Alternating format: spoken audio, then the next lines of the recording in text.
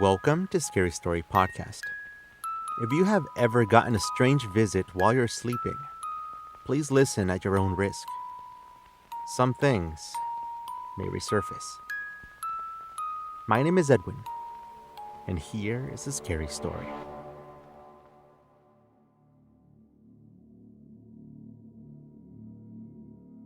I was going to be late for the meeting for the third week in a row. I don't know why, after the many retellings of this story, that's the one insignificant detail I cannot forget. But it felt like finally, I didn't have to apologize for anything. People believed me, or simply accepted things as they were without questioning me. Nobody there had told me to stop being late or to get my act together. They would simply welcome me, as they always did. My chair already pulled out in a little circle in the middle of that enormous room. Our voices being the only ones echoing before we started with the session. Dr. Martinez was his name. A short, balding man in his 50s who had gotten us all together through a simple flyer in the laundromat. The other three people that used to attend used to live in the same neighborhood. I might have bumped into them on Saturdays at the coin-op, Fizzles, Fluff and Fold. I think that place is still open, likely with the same old machines you had to hit on the side for them to take your quarters. Have you seen this woman? That was the headline on the flyer. A thing that most people thought was simply a joke by one of those weirdos, those that would go hang out at the vending machines of Fizzles late at night. I had to go there late a few times, and I'd seen a few of them. But the four of us had been the only weirdos that called that number and actually got called in by Mr. Martinez, who answered the phone with a series of questions. Where do you live? How much do you sleep? How often do you wake up? I noticed that after the third question, he started noticing that I was not joking around or playing a prank, and his tone changed. He asked for my name and then explained his program. He also gave me a little information on his background, and then he took my information to call me back once it was up and running. Honestly, I didn't think he would call, but eventually he got a small group of us. Myself and another man, a little older than me, and also a college student and a woman who seemed to be about the same age as Dr. Martinez. It was easy to get us to talk. In fact, I think the doc had a tougher time getting us to be quiet and keeping the meetings only to an hour and a half. That first meeting was Dr. Martinez explaining everything to us. He would not charge a dime, and what he was conducting was only for his research, funded by his own time and hours. He reminded us that one of his students from a class that he taught at a university would be coming by to help him with note-taking every once in a while, but that he was also pursuing his license in a branch of psychological services and was under the doctor's supervision. The whole thing seemed so official, and yet we all knew that this could not possibly be anything scientific or even anything a professional should be going after. We all had something in common, and it was unusual enough to pursue and dark enough to only have the most tormented together in one room. I think that's what Dr. Martinez wanted.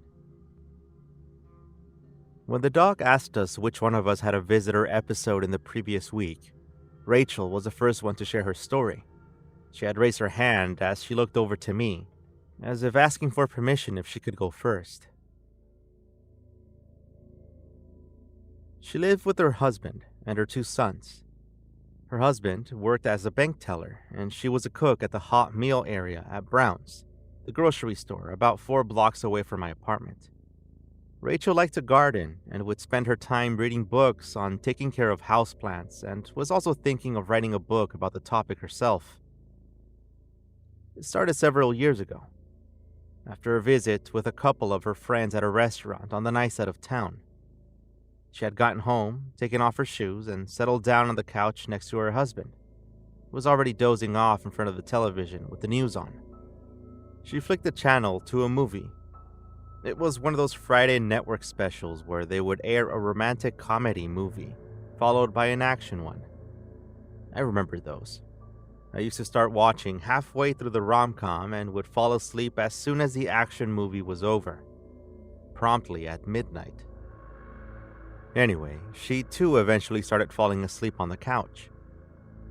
In her half-awake state, she started slowly opening her eyes only to see a strange black mass on the side of the television stand. It was growing, with dark strands coming from the top of it and onto the floor. She tried to shake herself awake, but all she could do was blink. No sound was coming out of her mouth, and she was surprised that she was still able to breathe. The figure started stretching up and against the wall. It wasn't a dark mass or a jacket left on the floor, but rather someone curled up against the wall, wedged there between the stand and the carpet. It started standing up. At least that's what Rachel was expecting as she desperately tried to move and shake her husband awake through the sounds of the commercials on the TV in the background. But the thing never fully stood up.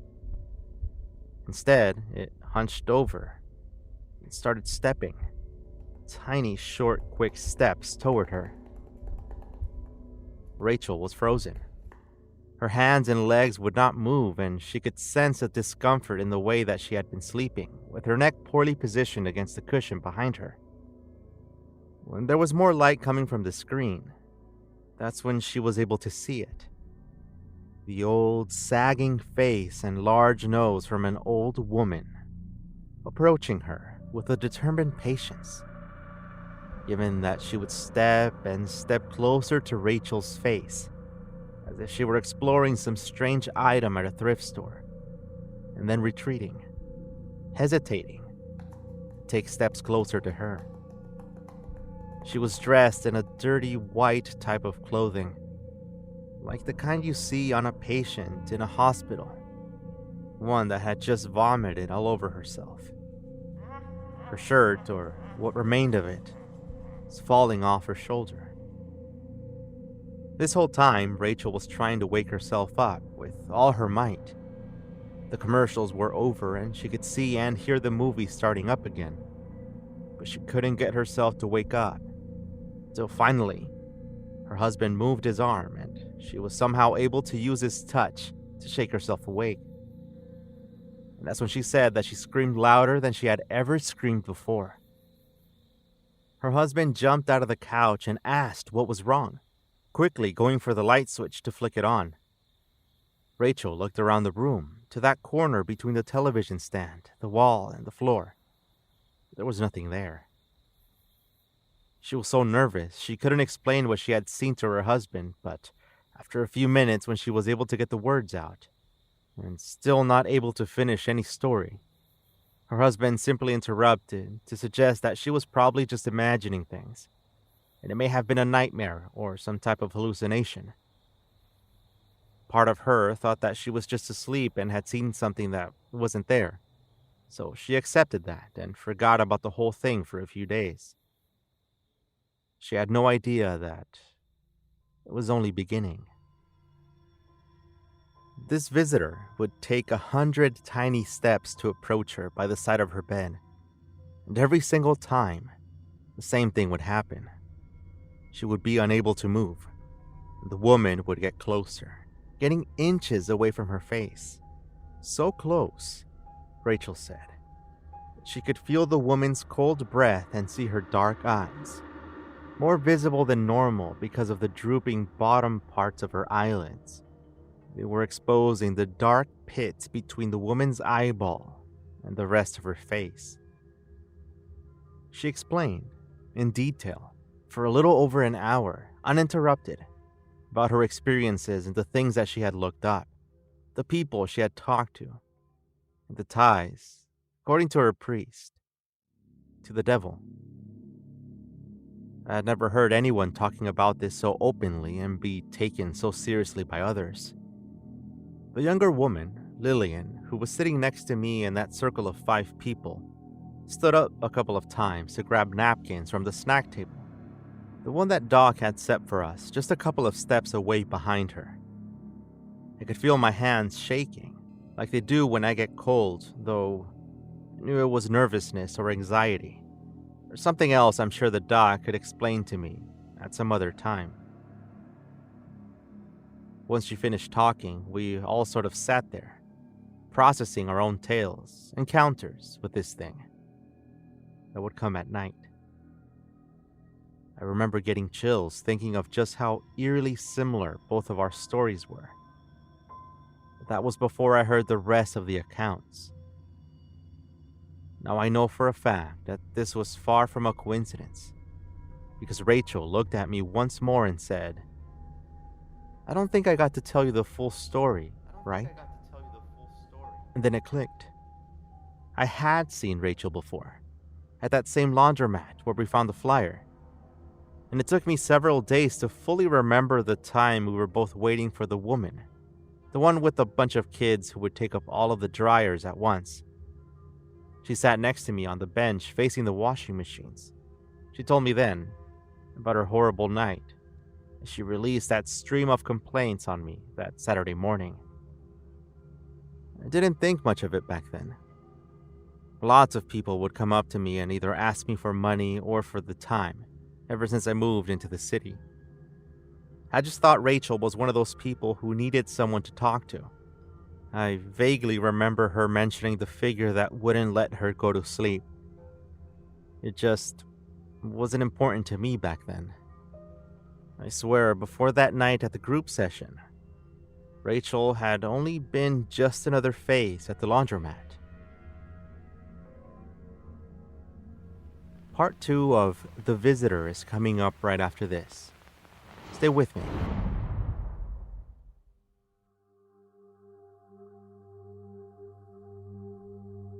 "Oh, you two know each other?" Dr. Martinez asked, with a serious expression on his face. I didn't know how to answer that. I mean, we didn't know each other yet, but we had talked before. Thank God Rachel answered it first with a, "Yeah, I've seen him at the laundromat where I wash my clothes, and we talked a bit." Even back then, I could tell Dr. Martinez was pretending to sound concerned about this. And after a brief pause, he looked around and asked who else knew each other. And Lillian pointed to Richard. Rachel pointed to Richard and me.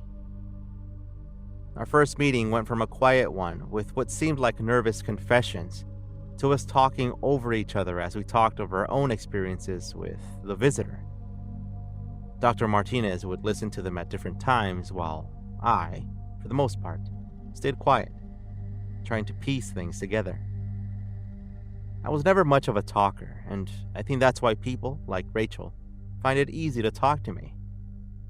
My first response was just to listen to them and answer in short and almost scripted sentences. Eventually, Dr. Martinez looked up at the wall clock and stood up, saying that we would continue with the sessions the following week, not before asking us if we had already signed and turned in our recording release. Our talks had been recorded through a little recorder on the chair by the snack table. We all nodded and stood up. The three of them talked amongst themselves as they walked out the door. Richard had already grabbed a few cookies with a napkin before crossing the doorframe. I picked up my backpack and looked over to the doctor, starting to explain that I thought I knew what was going on, but he nodded in a quiet agreement and then he got lost in thought again. I felt like we had all somehow ruined the experiment or research or whatever else he was doing. But we kept meeting. The next few sessions, I learned about Richard and his experience, about how he met Rachel while he was waiting for his daughter at school. Rachel had apparently parked too close to Richard's truck, and he had to get out to ask her to move. And that's how they found out that they both had children that went to the same classroom, and started talking about issues that they were having with their kids. Rachel's son was obsessed with the television and was falling behind on his math homework that apparently he had already finished in class. That's when Richard mentioned his daughter's drawings and how she was having difficulty sleeping. All this time, Rachel nodded in agreement and interrupted Richard a few times to say things like, "Yep, that's what he said to me," or, "Uh-huh, the imaginary friend." The doctor and I would exchange glances whenever this happened. Richard's experiences had been the same. It was an older woman that would come from the side of his nightstand, as if she was waiting for him before he fell asleep, because he would start seeing her out of the corner of his eye just before darkness. Then he would wake up while frozen, completely still. The woman would stretch toward his bed, barely taking any steps before looking straight into his eyes, and then take a lot of steps back, as if preparing to lunge forward. He couldn't see what she was wearing, but he could remember that lingering smell, the sour stench of old chicken. Lillian, once again, had gotten more napkins to blow her nose as her red eyes swelled up with tears. She had actually started her story before we had to close down for the night once again, and agreed to continue the following week. When we met up again, Lillian started over, reminding us that she had gotten up late to go to her volunteering gig a few times because of how tired she would wake up feeling for several nights in a row. She would see that same woman, which by this time we all knew was the same one, mind you. Same appearance, a visitor coming to us in our dreams. And Dr. Martinez was eagerly taking notes on it and treating it with the highest level of respect. It was just a bizarre experience. She explained that she knew that Richard was the father of one of the little girls, some that she would tutor at the elementary school where she volunteered, and apologized over and over again for telling his daughter about the woman from the closet. But it was only supposed to be a scary story to help her with her writing prompt that day. The doctor had us take a short break at one point because of how Lillian was reacting as she relived her experiences. Lillian used to share a room during her first year in college and had the most terrifying experience out of everybody. As she was sleeping, she heard a soft tapping coming from the opposite side of the room. Assuming it was her roommate, she didn't pay attention to it and instead tried to go back to sleep, when she suddenly heard a deep groan. When she tried to check what it was, she couldn't move. Everything, even her eyes, locked shut in the position she had kept them. She explained that she had a habit of sleeping with her eyelids half open, apparently something she had been doing since she was a child. All she could see were shadows as the thing approached her, inching closer and closer as the sound of breathing grew louder. She squirmed and desperately tried to shake herself awake, but said that she was only able to get her eyes to open only to see this woman staring right at her. But she wasn't next to the bed like in the other accounts. This thing was crouched down at the end of it, right by her feet. Lillian struggled to move as the weight of this thing pressed down on her knees and crawled up to her stomach. The visitor reached up into the torn-up clothing it was wearing and took out a small wooden stick. It was about the length of a pencil, and it moved it around Lillian's chest until it found her heart. Lillian was able to wake up right then, unsure of what she had just seen. She woke up her roommate to ask if she had seen anything, but fearing that she would come off as crazy, she decided instead to keep the story to herself. It was during Halloween of that year, when the class where Lillian's tutoring took place. The teacher assigned the children to come up with a scary story. But Lillian didn't know, she said, through tears, that things were going to happen that way. I think that's where Richard and Rachel caught on. That Lillian had shared the story with Richard's daughter, and his daughter had told him, who told Rachel, who on that Saturday morning at the laundromat had told me about the visitor. We talked about it until the end of the session, and we learned that Dr. Martinez was well aware of this phenomenon, and it made sense now when he asked me when the incident had started and where I had seen the flyer. He was trying to find a solid link between those who had seen the visitor, and now he had found it. In that last session, they asked me to please share my story, and I did. I had just gotten home from work. My boss had asked me to work overtime again, while another coworker got to take Friday off for the third week in a row because of a family emergency. Again, I'm not much of a complainer, so I just accepted it and got off work at 2 in the morning. I turned on the TV of my room before collapsing onto the bed and falling asleep almost immediately. I could hear a hospital show on TV in the background before it changed into complete static. And then from behind the TV, I saw her. The visitor, as we had all come to call it.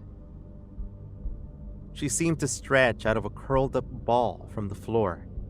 Not very tall in stature, but stepped little steps toward my bed. My body was completely still as she got up close to me and climbed onto it, pressing on my chest with her heavy body. I felt like I could not breathe as she got heavier and heavier by the second. My eyes were tearing up. I could feel them rolling down the side of my face and into my ears as this thing's cold breath lingered, right there in the air in front of me. And I got to see her smile. She was missing teeth. The ones that remained were long and yellow. I could tell even through the light reflecting off the TV static bouncing against the wall. She got up close, past the left side of my face, and whispered, "Well, I probably shouldn't tell you. We all know how she arrives. And just like Dr. Martinez's conclusion after 6 sessions, 2 more than we had planned for, was the same as mine. We experience what we listen to."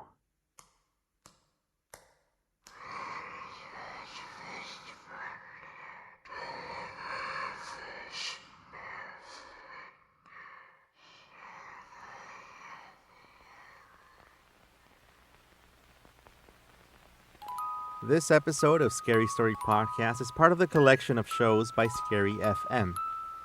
I know I say this a lot on here, but seriously, thank you so much for your messages through Instagram and email. You already know that I love what I do, but your reviews and encouragement really help push everything to another level.